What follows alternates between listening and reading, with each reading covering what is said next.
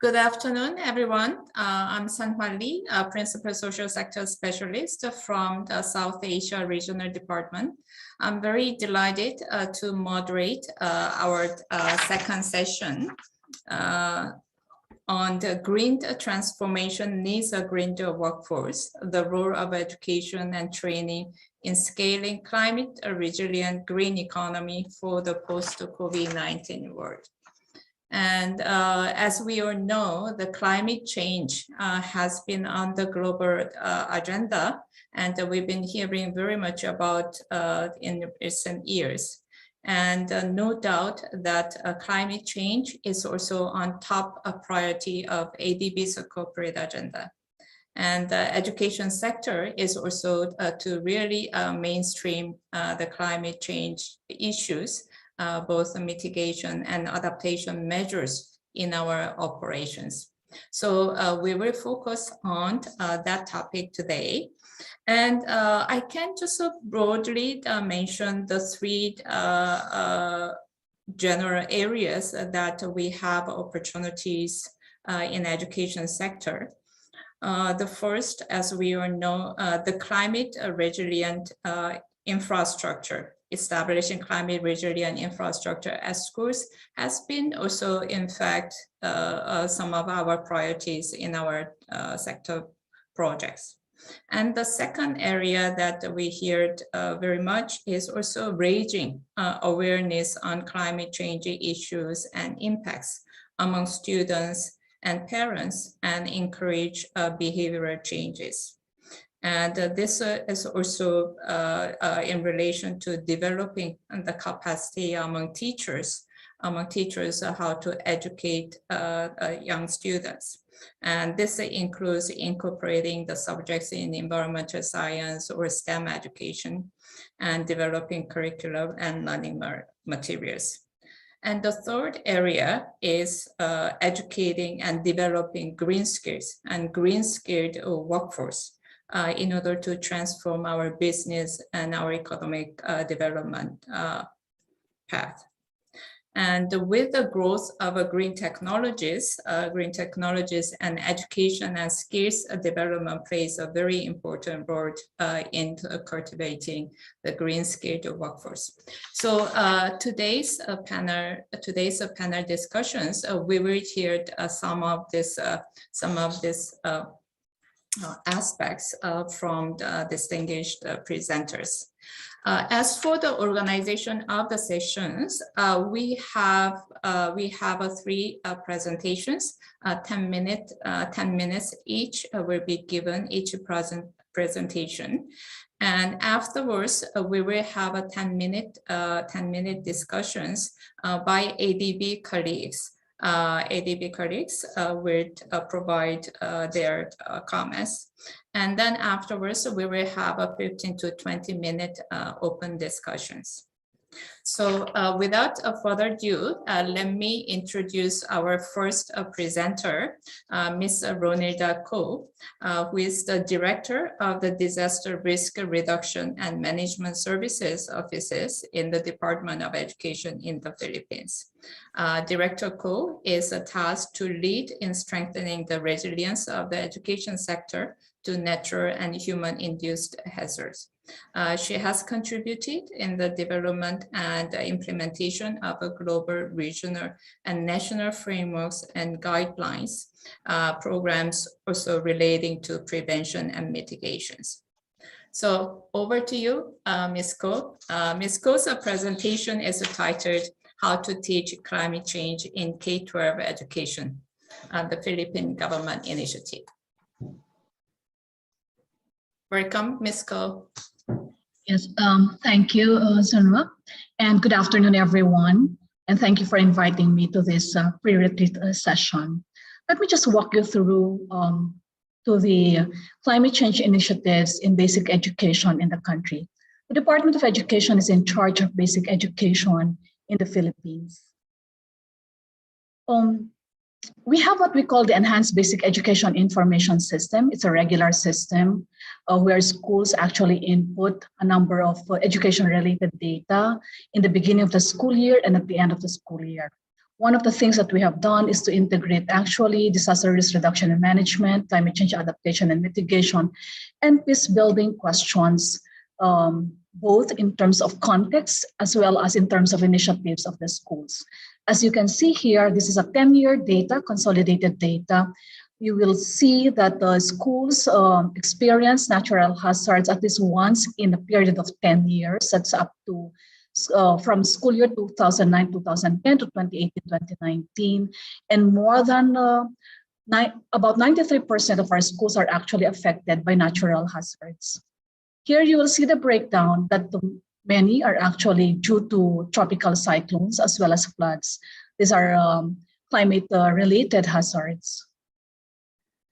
Now, our office is the one that's in charge of the three areas I have mentioned, the RRM, CCAM, and peace building. And we have, in accordance with what we have developed in DepEd last year, it's a 10-year development plan, basic education development plan. And we have updated our outcome, and that is learners are resilient and enjoy and exercise their rights to be safe and protected. We have three strategies here. And for this, framework is what we call the results-based planning framework. We have indicators, defined indicators over 10-year period to monitor and evaluate. And this is the basis also for the different programs of the office, the disaster risk reduction and management of service that I manage in terms of its program frameworks. And this is the climate change program framework that we have. It actually has 4 outcomes, and you can see the first 2 are actually related to curriculum and co-curricular. The other one is in terms of the offices, in terms of adaptive capacities of offices and schools, and the other one is in terms of policies, standards, and programs being enhanced. Let me walk you through a number of climate change education policies in the department. We have this. This is called out from or patterned after the Global Comprehensive School Safety Framework, and subsumes or incorporates climate change adaptation and mitigation in the risk reduction management framework. We, of course, have the K-12 policy, which actually includes environmental sustainability.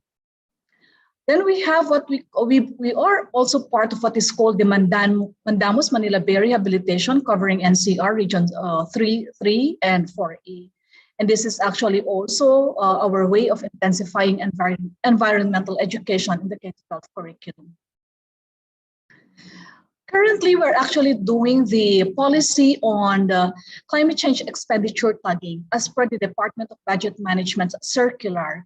And this will actually tag all the climate change related PPAs, the programs, projects, and activities of all offices. And that's also across governance levels. That means the central office, regions, divisions, and schools.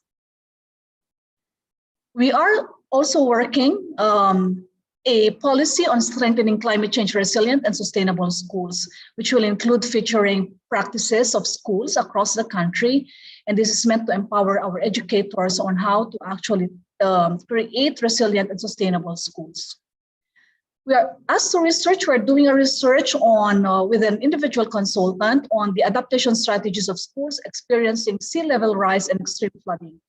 And this we are doing in line with, I want to influence policy in DepEd in terms of, planning, where do you actually establish schools or build more classrooms and all that, and in relation to also collaborating with local governments in terms of looking at the future planning of communities and schools, because where the communities are, the schools are. So where the communities will be gravely affected, the schools will also follow.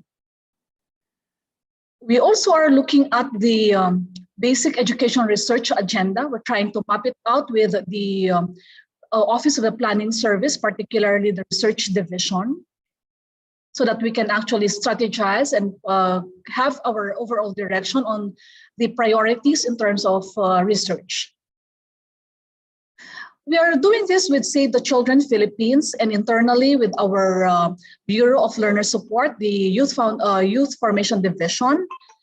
This is a regional study on the awareness of children on climate action. The initial results have actually been presented to us already. Then, of course, you're very well aware that we are integrating climate change in the K-12 curriculum. It is in various subjects. Specifically, the more well-known ones are in science, health, the social studies, and the values education, or the edukasyon sa pagpapakatao, across various grade levels. We also have, in terms of different practices across the country, there are schools and teachers who do actually integrate the DRR and the climate change adaptation and mitigation subjects in other subjects such as math, English, and Filipino. Also in the EPP, and of course the home economics and music arts and physical education. I think the challenge here is actually that because curriculum is under review and usually books are not revised as often as we want to, and therefore the development of supplemental materials, because they're not updated, is actually a challenge, and this is where our office is actually doing its work. With regards to training teachers and other personnel, we're doing a capacity building. And we have done a climate science masterclass. This is a one-day masterclass with the Climate Change Commission, as well as it's a national panel of technical experts in the country. We have done this during our National Climate Change Conference, and we are going to expand this, as the comment was to actually have it more like a course and be more programmatic in the delivery of this climate science masterclass. These are all online. Okay. We are also going to be embarking on, and I think we're launching this by March, hopefully. We're working with the U.S. Embassy of Manila and the Young Southeast Asian Leaders Initiative. We have developed, we have actually the initial materials on teaching climate change. And this is for teachers. Okay? There are 3 courses: Introduction to Climate Change, then teaching how to teach climate change, and then a supplemental course for online learning facilitators. We have been developing learning resources. One is a microsite on curated resources for teaching climate change. So these are online resources where we actually have the videos, lesson plans, interactive games, and online activities. We have partnered with our internal offices, the ICT, and of course the Public Affairs Office. This is the link for the curated materials. And the curated materials come from all different partners so that we are able to actually vet that they are actually reliable materials. We have developed, and we're in the final stages on the Philippine Biodiversity Toolkit for teachers who teach biodiversity. And this we have done with the Biodiversity Conservation Society of the Philippines. This is being reviewed, like all other materials that we have, by external partners, such as the Office of Deputy Speaker Lauren Legarda, the Biodiversity Management Bureau of the DNR, Climate Change Commission, as well as internal offices, primarily the curriculum offices in the department. We are developing a handbook for teaching climate change. This is with the Climate Action Project, one that's it's a global group in the US, and also that we're developing with the Plan International, the self-learning modules on climate change and DRR integration as an aid or support to the curriculum colleagues that we have. Now we're also building capacities of learners. This is in terms of co-curricular. And of course, you know that we have the Youth for Environment Schools organization. We have the National Greening Program, which includes Gulayan sa Paaralan, solid waste management, and tree planting. We have every year what we call a national climate change conference, and we've been engaging the youth to engage the experts actually, and be resource speakers themselves. This is also encouraging our youth to join the climate youth strike, as well as we have staged advocacy shows in the Cultural Center of the Philippines. We are partnering with the Cultural Center of the Philippines since 2019. And the second advocacy show was online last year, in 2020 and last year.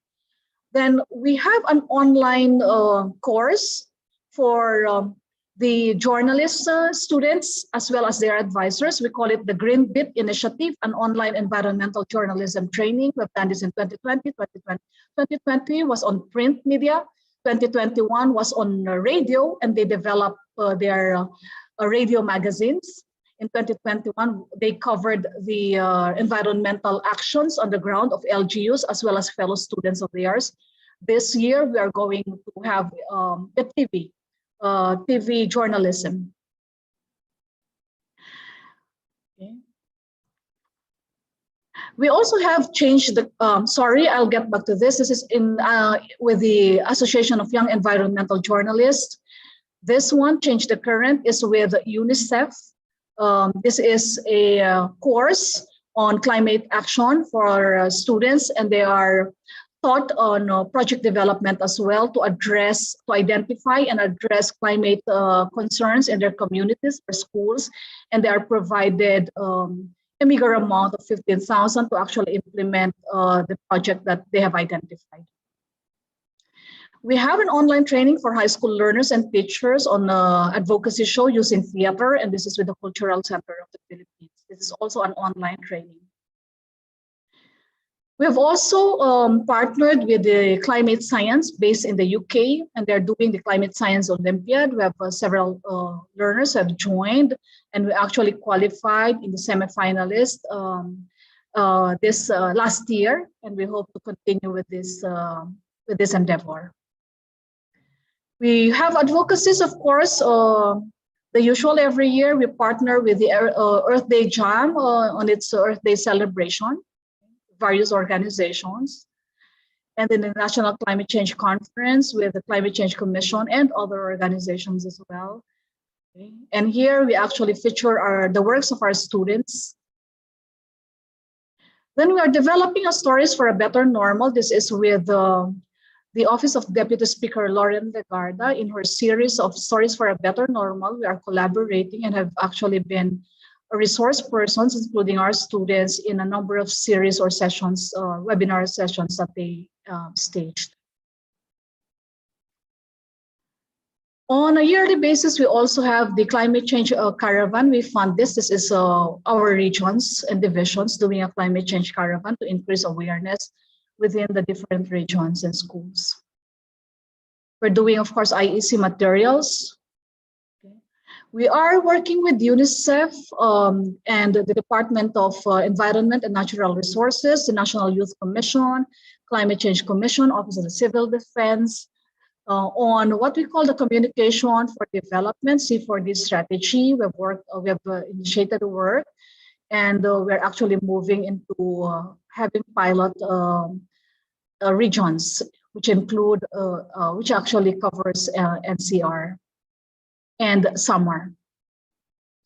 We're developing a booklet for climate action stories of children written by children. So these are the children who we have actually trained in journalism. We're actually letting them write stories of other children who are actually doing climate action in the country. We also have what we call Experts Explain series, and we are actually working on this with climate, with several topics, as you can see here, with the National Climate Change experts or panel of technical experts of Climate Change Commission, as well as with Deputy Speaker Legarda. And we are also going to produce the English translation of our climate change advocacy show that we staged in the CCP in 2019. Ma'am, sorry to Now, interrupt. yeah, One last minute, possible, please. yeah, the possible areas of cooperation with ADB would be on this regard: funding. We have caravans that we are doing right now, advocacy, and we want to develop supplemental learning materials for learners. Of course, policy, advice based on research and analytics, the sharing of experiences, and then capacity building, training of DepEd leaders. We would like to have a training course for the executives, as well as the expansion of current training for teachers and learners. I would like to end by this question: what is ADB's direction and target on climate change in basic education and the challenge? We need to invest in education now, because the youth today, who will be the leaders of tomorrow, will be the ones to deal with the long-term impacts of climate change. Because by that time, when full impacts have unfolded, we are gone. You know, the older generation will be gone. So we have to invest right now in the youth and in education. That's all. Thank you. Thank you very much. Thank you very much, Director Cole, for the various initiatives that have been taken toward the K-12 education. You mentioned you mentioned about the curriculum development.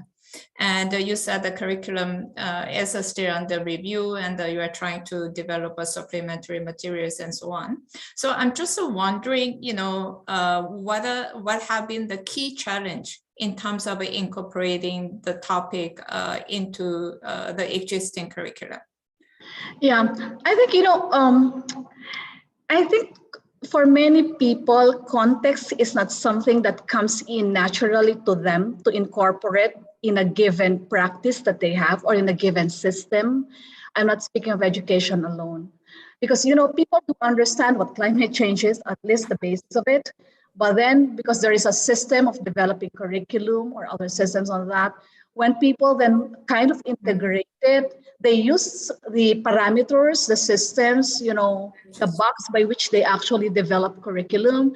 And I think that is not supposed to be the case. It's supposed to be the other way around. I think I'd like to experiment on that, because the moment you do that, it's like just, trying to get bits and pieces of what is in the context and trying to just place it, within what is already a defined box, a defined parameters, and I think that's the greatest challenge that we have. And I say that not only in the education sector.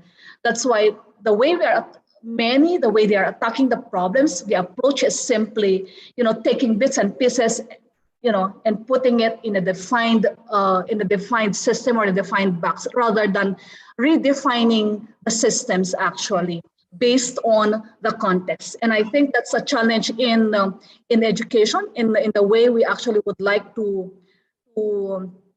redefine, curriculum. Aside from the challenge of, it's an expected challenge of it takes you a long time to review and all this, but we all already know that. That's why what we are doing is, because we know that, we're actually moving into developing the supplemental materials already for updated knowledge.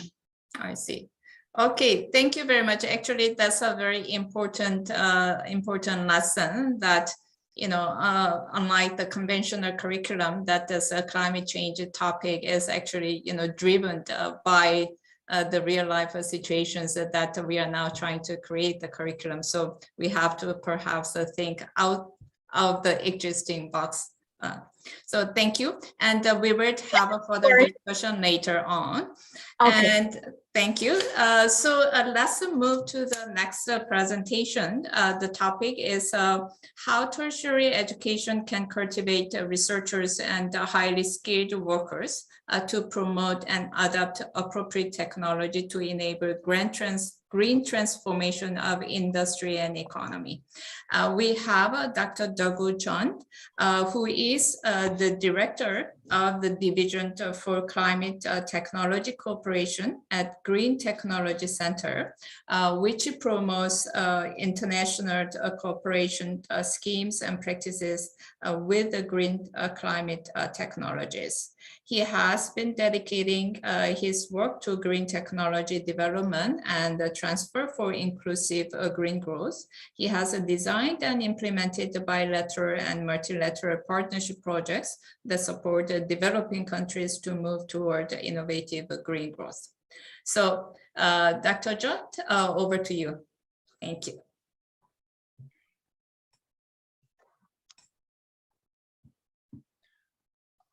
Okay, thank you for your kind introduction. Good afternoon, everyone. Today I will discuss how higher education can support inclusive green transformation. I will present most slides, and Dr. Jaewon Kim, my research colleagues, will share her experience to enhance gender equality in tertiary education. The climate action. Climate actions has a critical role in making the green transformation, and it is already very well recognized that technology innovation is essential for securing carbon neutrality and green transition in our society and economy. However, there is always a significant gap between scientific performance and its economic value formulation. We call this innovation gap death valley. In the green sector, this death valley is more severe since many values of green technologies have been under-evaluated in the market and society. So it has been seriously limited to acquire the investment resources for green innovation activities. Especially several developing member countries experience the lack of investment resources for education and R&D in green tertiary education, which pushed the country's innovation process formally captured in the death valley. So how can we advance tertiary education? Which coordination direct tertiary education to support efficiently and effectively the technology innovations and inclusive green transformation. Of course, tertiary education can provide human capital with the green skills, which is essential for corporates and societies to design and implement green actions. From here in, I would like to introduce the approach using research and business development investment to enhance the advanced tertiary education system. Actually, you can enhance R&D function of the tertiary education. Of course, this R&D function can equip the students with more experienced green tech skills. Moreover, these R&D activities promote new green findings, which can be published and patents. These findings are important initiatives to mobilize green investment. You can add demonstration function in tertiary education system, which gives you the scale of testing and value evaluation of the green technology and even policies. Moreover, you may allow tertiary education system to launch small businesses, such as startups, with using their own green findings, evaluations, and human resources. This advanced tertiary education system develops green jobs, green technologies, policy, actions, investments, and business, which make collective impacts in society and economy. By adopting RMBD approach, you can extend the roles of the tertiary education more than the workforce provider, but the green capacity builder.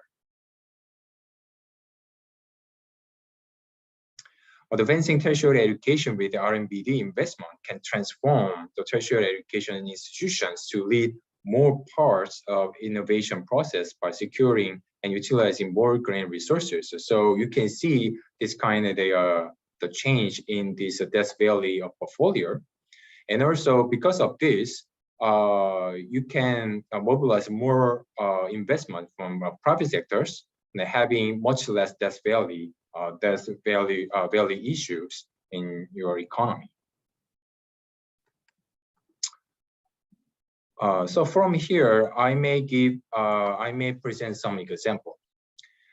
Green transformation demands the industry and private companies to change their business portfolio, especially in the manufacturing sector. The companies should secure green tech workforce to develop green technologies technologies and make green products to meet the rapidly changing market and commercial needs. This left photo shows the interview with the owner of the automobile-related company.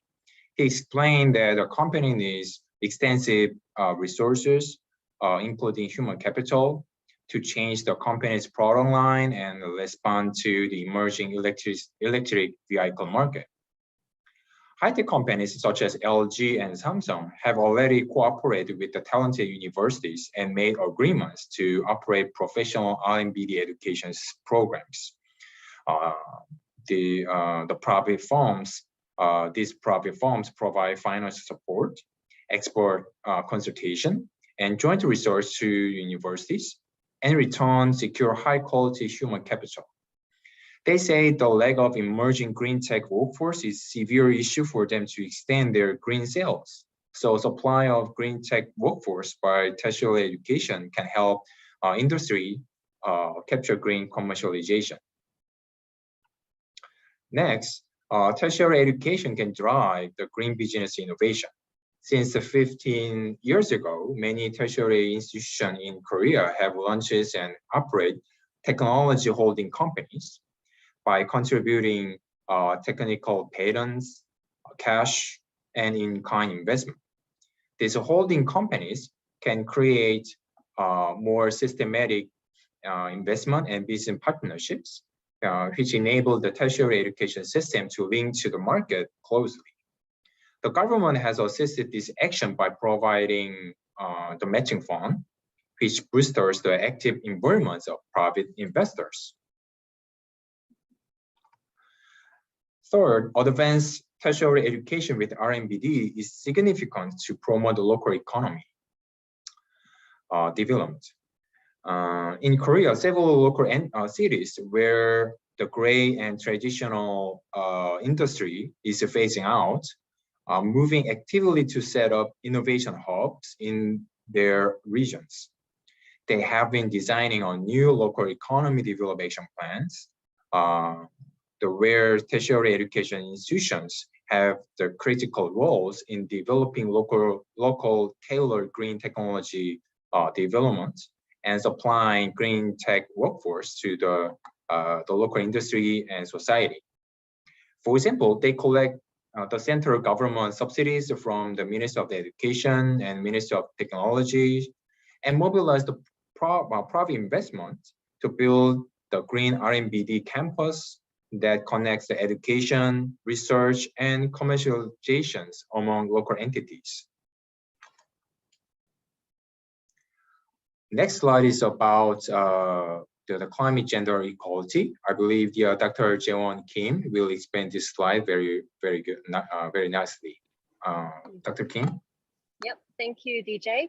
So speaking from my own experience of actually increasing the effectiveness of the program service that is delivered to the female students in STEM field, I would like to first introduce the model actually applied to this sector to help this out. So CBE model is actually developed by Social Marketing Griffith in Australia. It is a social marketing research model that is widely applied to various social issues. For example, conservation or food waste, therefore bring more behavior change into a real life impact. Starting with the co-design, what we did to decrease the dropout rates of female students who enrolled to STEM courses, for example, like science, technology, mathematics, and engineering.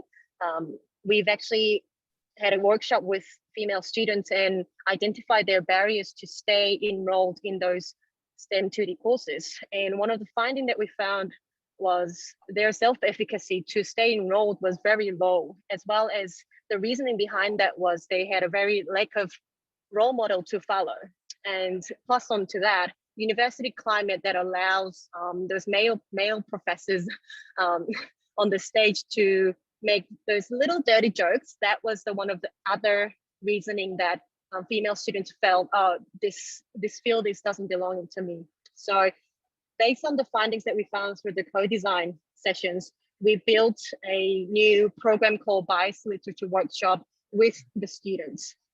Therefore, this workshop was open to all students, which is different to the very common university service that are most often only available to those who are with high GPA. So we've made it all open to all students can listen to it, as well as it was delivered by female renowned scientists. Therefore, we wanted to give them a role model to follow. And it was placed and promoted through existing university platforms for promotion.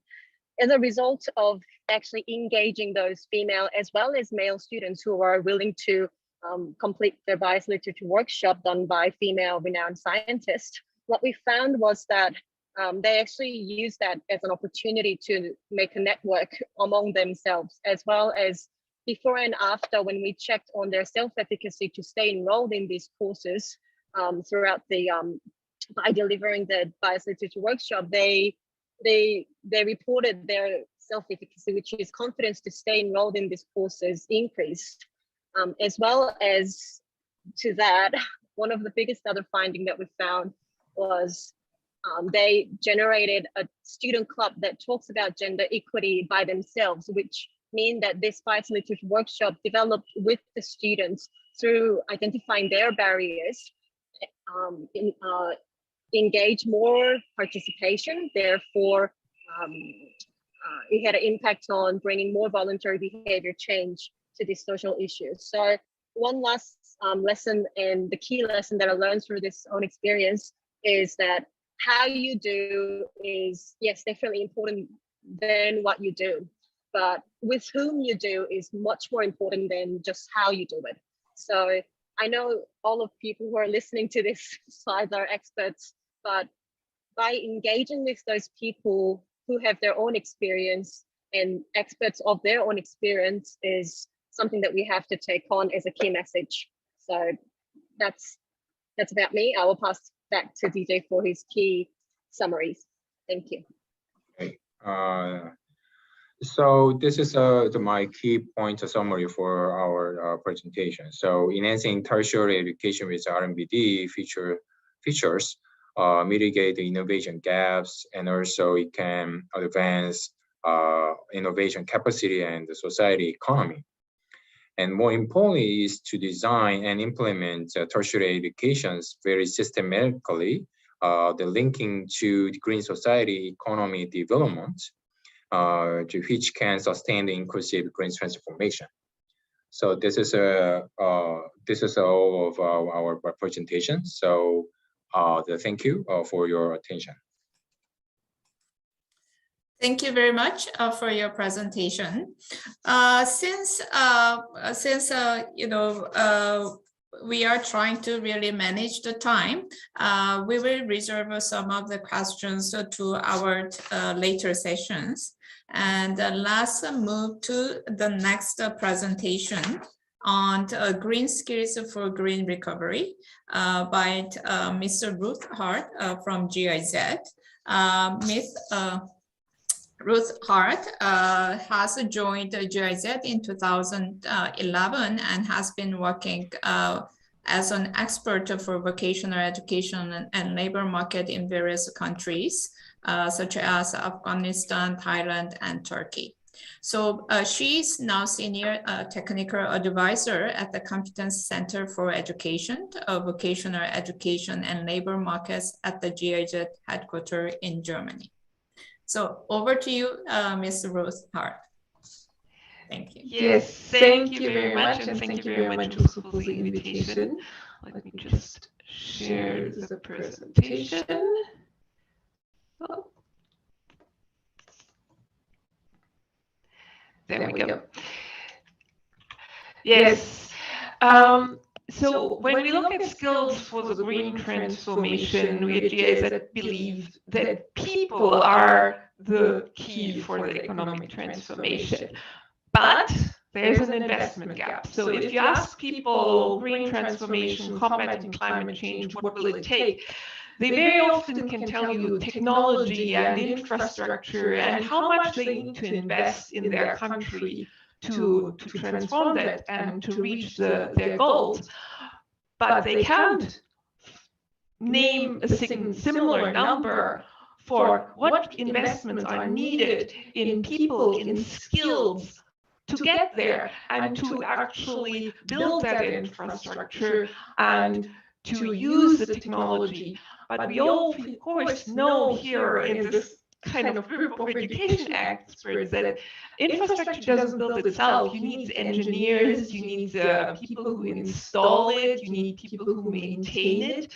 So we believe that really making sure that there's sufficient investment also in human capital for the green transformation is really a key point to keep in mind.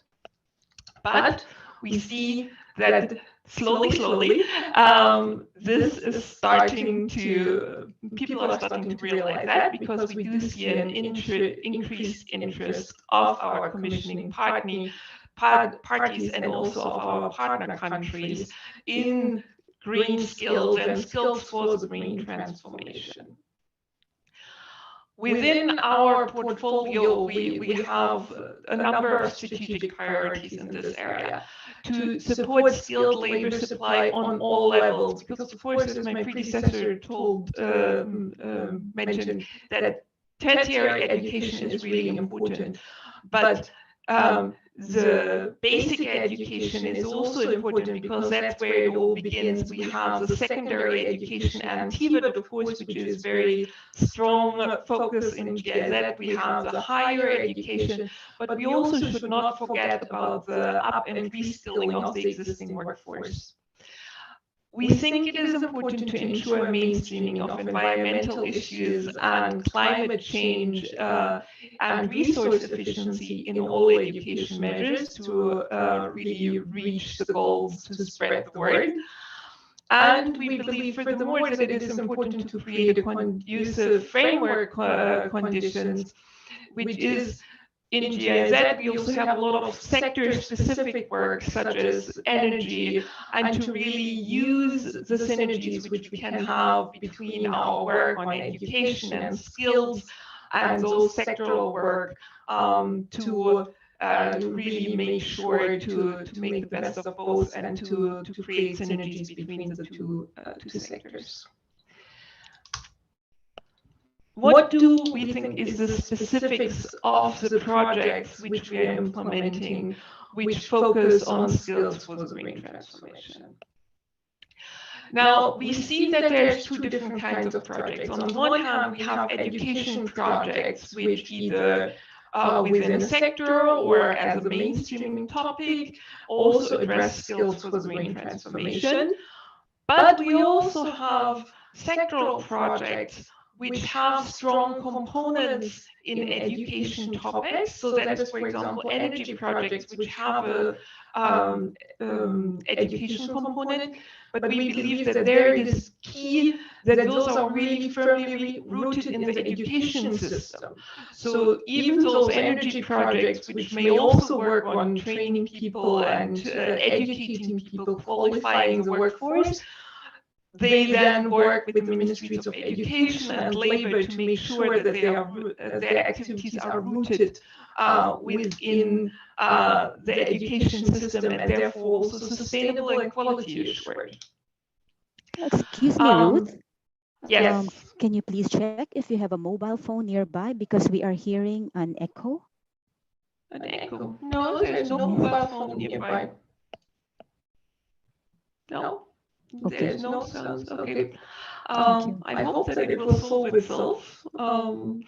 But yes, as I already mentioned, we believe that it is important to address all educational levels and to cover the need for up and reskilling, because of course we know that the green transformation doesn't only hold promise for creating new jobs, but also some jobs will be lost in sectors which will just disappear, such as the fossil sector. also, we think it's very important to mainstream green skills in conventional sectors, as well as addressing new green sectors.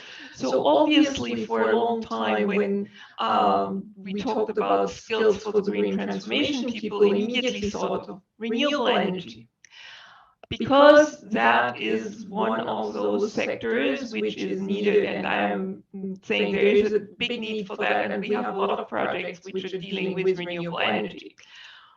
But of course, if we want to achieve impact, it is also important to look at the manufacturing industry, for example, because there's a lot of potential there to save resources, carbon emissions, but also water, other resources. So really important to not lose track of those conventional sectors and occupational profiles. There's a big need to bring together a variety of stakeholders and strengthen their cooperation in order to achieve these skills, because often when we first come to a country and we talk to the ministries of education, and then we talk to ministries of environment, climate change, energy sometimes, and we very often discover that the interlinkages between them are not great. So sometimes we have the situation that in the nationally determined contribution of the country, there's qualification goals, and there are sectors which have been prioritized because there's a big potential there to combat climate change, to reduce carbon emissions. But at the same time, these sectors are not necessarily prioritized in the education planning. So really bringing together those different stakeholders in order to ensure coherence in the approach is a very key factor. And then also to take into account the framework conditions for the development of the green economy and the influence they may have on future labor demand. So if there's, for example, a new legislative initiative to ban plastic bags, I know that there are several countries which have done that. That means that there is demand coming up in the packaging sector, but not within plastic bag, but potentially within bags which are made of cloth or parcels, paper bags. So that is important always to keep in mind. And then, of course, it is very important to include vulnerable groups and to consider the high degree of informality some of the relevant sectors have for the transformation. So, for example, if we are looking at waste management and circular economy, there's a lot of those sectors and those jobs in these sectors which are characterized by a very high degree of informality. So to really make sure that in the projects and in our activities, we also address their needs and to keep them in mind. So I wanted to give you a little overview about what we do and how our portfolio looks like at the moment in the terms of green jobs and skills for the green transformation. So we see that there's a majority of projects at the moment in Latin America and in Africa. We see rather limited number of projects dealing specifically with this aspect in Asia at the moment. There is one in Indonesia, and we also have a project in Vietnam which has been dealing with this issue for quite some time. But we think that there would be a big potential there because, of course, there's a lot of manufacturing businesses, for example, there, where there's a big potential to green these sectors. And sorry, if we look at last 1 minute, please. And we're still hearing that echo, sorry. I'm not sure about the echo, nothing I can do about that one apparently, but yeah. And then regarding the sectors, most of the projects are on energy. Yeah, so we have renewable energy, energy efficiency, but we also have projects focusing on skills for waste management and the circular economy, on projects which deal with sustainable forestry, or in general, the green economy more broadly. And yes, then I added a few further readings, so to speak, if you want to learn some more about GIZ's work on skills for the green transformation. So I think your presentations will be shared afterwards. Thank you very much. And yes, I think with that, I will close the presentation. Thank you very much, Ms. Ruth Hart. I hope everyone could hear it. There was some echo, but I hope at least people could hear the key points from her presentations. Again, I have some questions, but I will reserve it for the later time. And let me now turn to our discussion from our ADB colleagues. And the first discussion is Mr. Arghya Sinha Roy, who is our principal climate change specialist in SDCC, and whose focus is to support ADB in increasing investment in climate resilient development across different sectors in ADB. So over to you, Arghya, for your comments.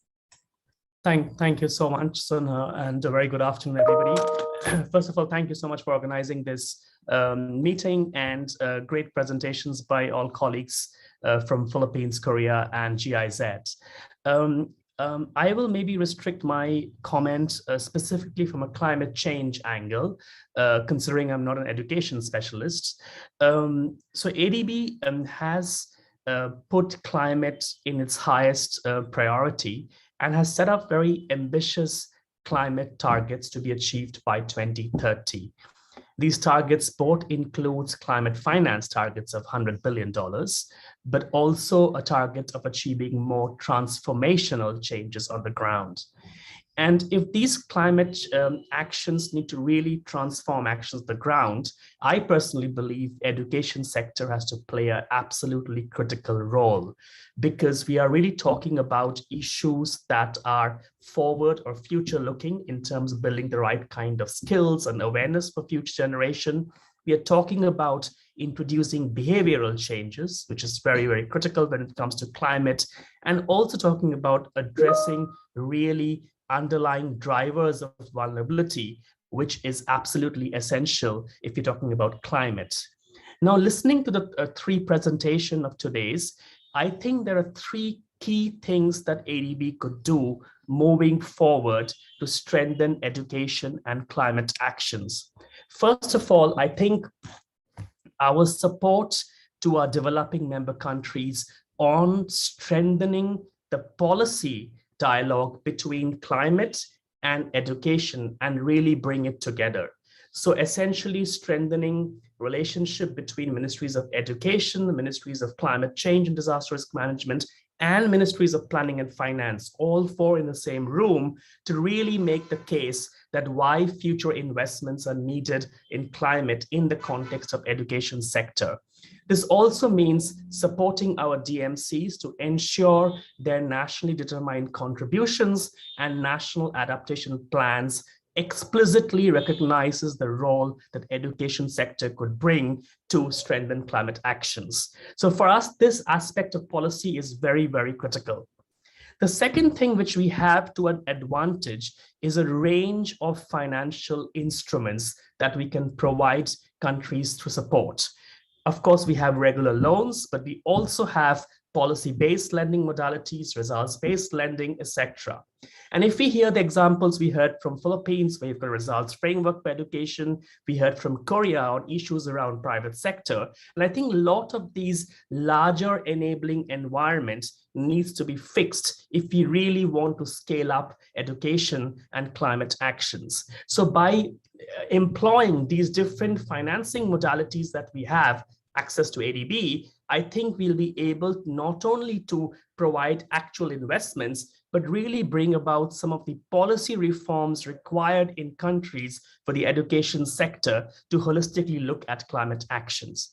And the third action, I think what we can do as ADB is to really help DMCs access concessional climate finance from global climate funds like the Green Climate Funds, GEF, and other funds. And I think this is another important role where we can play. We have set up a new trust fund in ADB looking at community resilience, which has explicitly identified TVET as an important entry point for building resilience. And I think moving forward, we can support that more. So for me, at the end, importance of this policy advice and capacity building, importance of using all the instruments, financial instruments that we have at our disposal, and helping DMCs access concessional climate finance to really take forward the transformational role that education sector can play on climate actions. I'll stop over here and back to you, Sona. Thank you so much. Thank you very much for that excellent points, how we can really mobilize our financing instrument, to really augment attention to climate change issues in education. Yes, so we will have a more discussion later on. And let me now turn to Ryutaro Hayashi, who is my colleague from South Asia department, who is currently developing and managing higher education projects in Sri Lanka and Bangladesh. Ryo, over to you. Thank you very much, Seung-ha, and giving me this opportunity to share what we are doing right now. And let me share my screen to share briefly what can be done through AD-funded project. So as Dr. Jun and Dr. Kim mentioned, it's more important to ask how, and the more important to ask with whom. So my question is how ADB can actually, mainstream green transformations, and we definitely have a mitigation adaptation measures. And within ADB, we have a common principle for climate mitigation financing tracking. This is like a jointly developed with the multilateral development partners. And in terms of education sector, it can be possibly fall into three categories under mitigation. One is energy efficient green building. Second one is research development and innovation. And third one is green building and information dissemination. So if ADB funded activities can fall under those one of three activities, we can consider those as mitigation measures.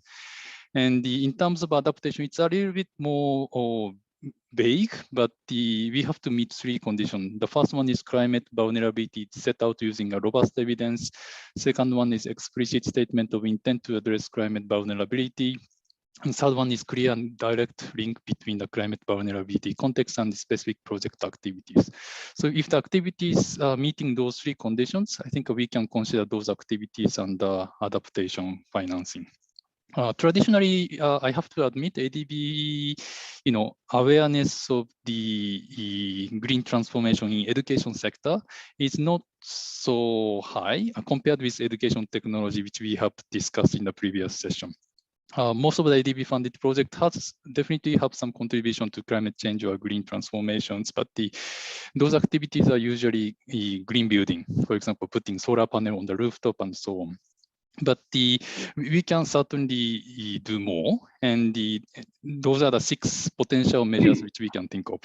The first one is net zero energy building. This is similar to the green building, but we can further strengthen the green building functions and making it as a net zero or energy building. And there is some like a trust fund within ADB, for example, or as the previous discussant mentioned, there is some fund available, including Japan Fund for joint crediting mechanism. And so grant can be further added on to the ADB funded loan so that the additional costs can be offset. The second potential idea is develop new curriculum relevant to the local green jobs. For example, Ms. Luce talked about circular economies, and I'm also managing TVET project in Bhutan. We are working on developing waste management curriculum relevant to the local market. So we can potentially develop new curriculum for promoting green transformation. The third one is competitive research grant with green transformation specific research and development window. As Dr. Jun and Dr. Kim mentioned, like there is a death valley, and there is a need to ramp up efforts to research, development, and the commercializations of the research outputs. And the ADB can certainly facilitate high quality research grant proposal, and we can set up specific windows of opportunities related to green transformation. We are actually including competitive research component in a Sri Lanka higher education project, and it is possible to create additional windows related to green transformation. Number 4, or prioritize green tech startup ideas. I think many of the tertiary education project which is coming up is trying to support incubation support, and there will be many interesting ideas definitely. But I think ADB can facilitate to select the green tech startup ideas. So this can be discussed during the project design stage. And number 5, we, as part of the tertiary education project or TVET project, we can promote PhD master training on green, or PhD master program with international partnership. For example, we are now collaborating with all national universities and supporting Bangladesh agriculture universities through strengthening agricultural tertiary education project. So if we can identify world-class, universities supporting green transformation, those are, or the potential activities to be supported under the ADB funded project. The last one is still like idea stage, but we have to think about the sustainability after the ADB project is over. But if there is, for example, like a green transformation, climate change accreditations, accreditation of the specific degree program or accreditation of the specific universities or educational institutions, if there is such system in place, accredited by or globally renowned network or institutions, then the recipient of the such accreditation system may try to strive to maintain such kind of accreditation. So those are the potential activities which probably can be supported under ADB funded project, and but this is still like an initial stage, and there must be a lot of ADB staff hearing this presentation. So I hope they can share their activities through chat box and Q&A box. Thank you. Thank you, Ro. What's actually ongoing with our projects to promote this green skills in our higher education projects. So now let me turn to our third discussant, Ms. Mi-kyung Shin, who is an education specialist at Education Sector Group in SDCC. Prior to joining ADB, she worked as Director for Higher Education Division in the Ministry of Education in the Republic of Korea. Over to you, Mi-kyung. Okay. Yes. Thank you, Sonwa.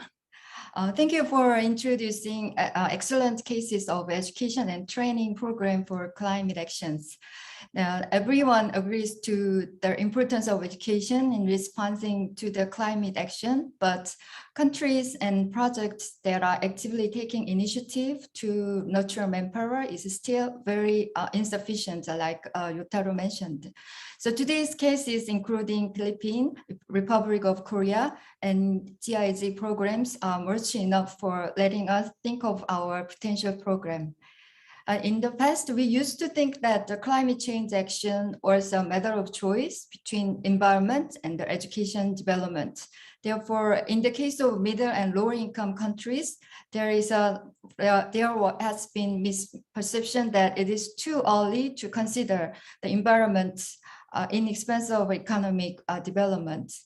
But however, recently, the rapid climate crisis had led to a collaborative effort in the international community, and strong regulations and tax policies in the international economy. And now the green transition strategy has become imperative for the countries to find its place in the reorganizing economy. If the countries would start early, social cost for the transition in energy and industry structure and conflict between groups within the country can be reduced, and the possibility that we can gain an upper hand in the industrial reorganization process will increase. And we experienced that the late start in the green transition in some countries has become current big burden to reorganize its energy structure, industrial structure, and sometimes experiencing the unnecessary conflict in the society, which could be avoidable if they started early. The policies for green transition can include technology development, green skill education and training, and social consensus for cost and changes of lifestyle and so on. And all of them are related with education. And I hope this webinar will be a good start to extend our role in ADB climate action portfolio, and that Asian educators can realize our significant role for climate action and expand the collaboration and partnership to achieve this goal together. Thank you so much. Thank you, Miguel, for nice sort of a wrap-up words on how we can really increase our attention. Let me now, why don't I invite some of the open questions. If you have, you can include some questions in the Q&A boxes if you have. And after the couple of question and answers, let's see what other questions you may have. Before I invite other questions, let me ask one question to Dr. John. You talked about this, innovation and promoting the green technology, at the tertiary level. And Rio also talked about how, through our ADB project, we are also trying to provide incentives, for incubation center and so on. But sometimes in, developing countries, especially, when we have some reform projects, for higher education or even general education, there are some competing, priorities. Whether it's for the green skills or some, very basic skills you need to upgrade, for teachers' quality and so on. So based on your experience, how, what will be some strong rationale that, we can really encourage developing countries, especially to be interested in investing this green skills and developing the green skilled workforce. How do we really persuade them? Okay. So actually, it's not only DMC, but also other countries should prioritize green technology development, of course, because green transformation require us to have much better efficiency of natural resource use and much less negative impacts on environment. Unless we give up more economic development, we need the innovative technology to achieve our goals. So this is a very general concept to talk together. But regarding economic development, especially for developing countries in Asia, green transition means that green transition means that we will have new regulation, new market regulation, and new markets, which will change the dynamics of the global value chain. Suppose a country does not have a green technologies. In the case, it does not only mean that the people may live in bad environment, bad condition, but also that the people cannot make and develop green commercial variables and fail to have the good job in economy. And then nowadays, all of us is connecting in the global value chain. So although you make the other products, if you make by great technologies, or if it is a great products, you cannot sell them in other countries, in Europe, US, or Korea, in other countries, because they protect their market with the green barriers. So then we can see the green inequity issues. Especially, I think this is why the ADB should do a very significant contribution to Asia region. Especially in Asia regions, we have a lot of the many countries having with the high population increasing rate.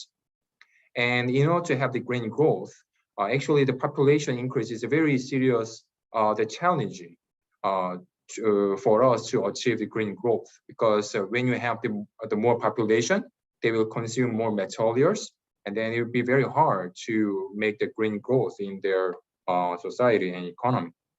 So that's why, especially in Asia region, they will need the much better the green technology innovation very soon to make their economic growth the sustainable.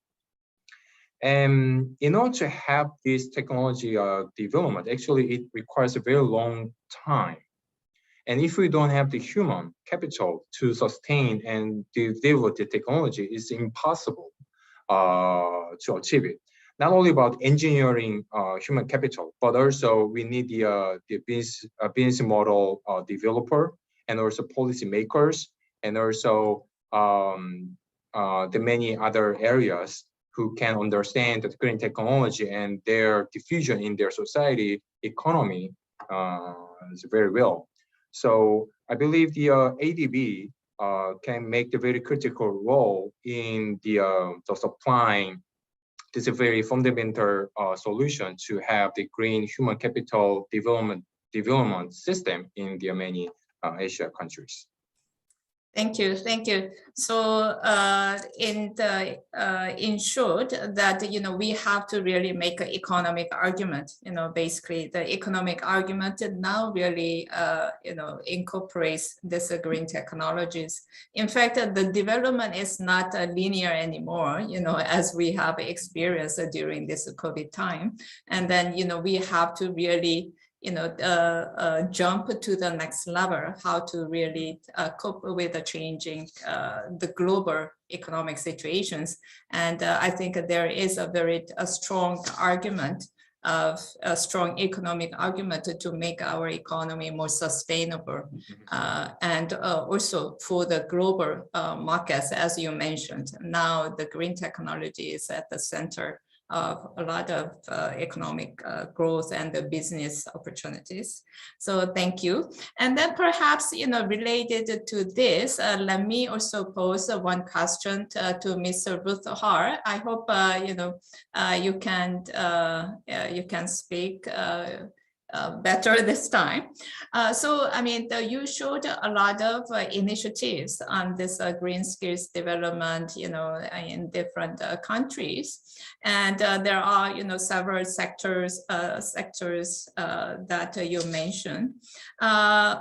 If you recommend to the particular Asian countries, our member countries, whether it be maybe the one or two priorities that you would recommend as the really the essential starting point on green skills. Yeah, I think one of my recommendations, and I hope the echo is gone now, is to get started and to mainstream, and to not only look at those green sectors, but to really look at all the education activities on all education levels and for all different sectors, to include issues such as environmental degradation, climate change. Because on the one hand, this raises awareness, but on the other hand, there is simply no job where it doesn't play some form of role. Yeah, so for example, if you train a baker, in the bakery you have packaging, you have the natural ingredients for the product. There's a lot of things there. You have a lot of things in farming which need to consider on how to protect biodiversity in growing our food and in ensuring that at the same time we do not destroy our planet. So I think for that reason, last year in Germany, it became actually mandatory that any TVET occupation where the curriculum is redesigned now does need to consider environmental issues because there's simply no field which is not relevant. Thank you. So now that we need to, I guess we really need to raise our awareness on the whole spectrum of issues. And I think, that has been really taking place for, for the past many years. And then I think the ADBs really the focus across the sectors, I hope could bring more concerted efforts in our DMCs. So let me just perhaps, I don't see any particular questions, but if anybody has any comment, final comments to make word questions, can I invite you? You can just raise a hand and make a comment. Anyone?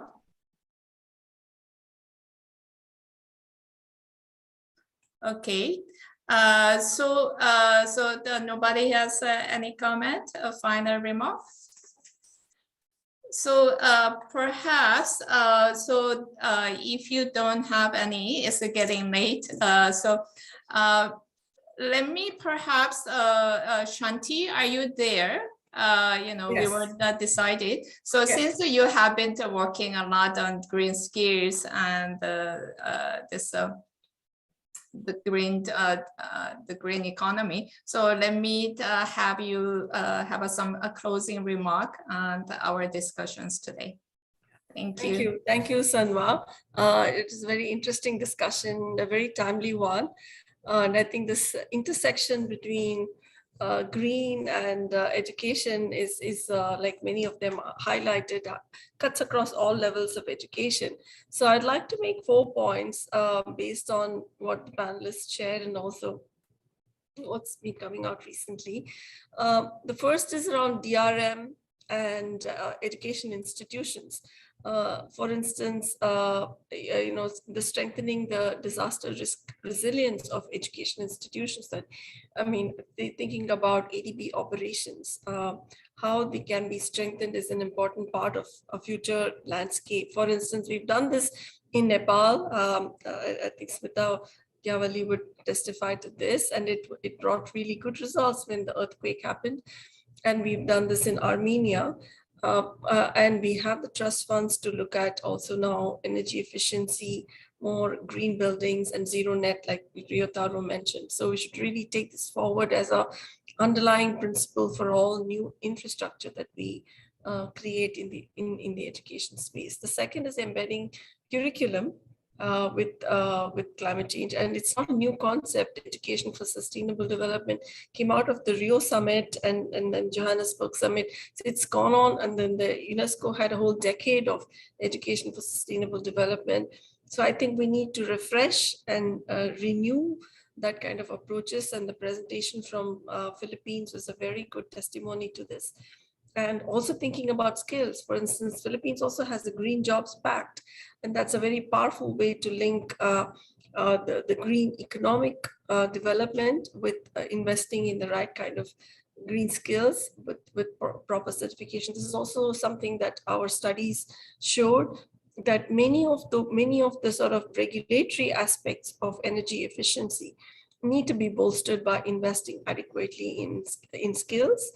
For not just for higher order engineers and so on, but also for technicians, those who do retrofitting of buildings, and for all the verifying and other professionals as well. And the third is around green business incubation and green business development. And I think post-COVID, there's a lot of focus around support to financial packages for green recovery, and green transition.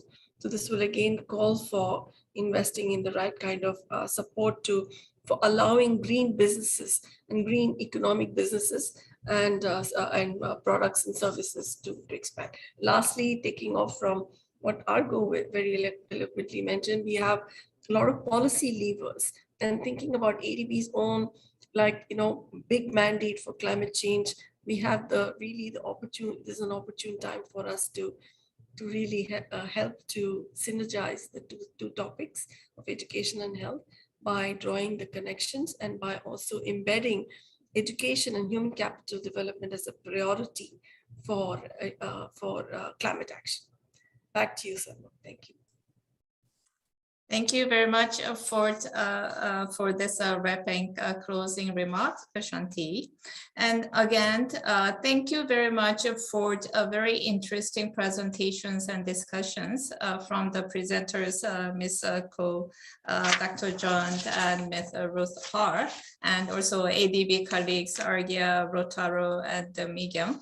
And of course, education sector group for organizing this very lively panel discussion. Thank you very much. Good evening, everyone. Bye. Bye. Thank you. Thank you, sir. Do we have to take a photo or? Oh, do we have a photo session? Okay. Sure. Okay. So please Turn stay on your video. everyone. Yes. Okay. All right. Sorry. Please count. Okay, in 3, 2, 1, smile. Thank you. Thank you. Thank you. Thank Thank you. you. Thank you. Bye. Bye.